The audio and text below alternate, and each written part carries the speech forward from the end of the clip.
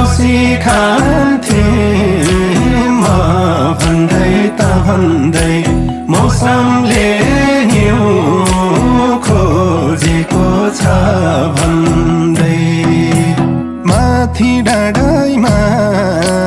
पानी पर्न लागेको छ उही पुरानो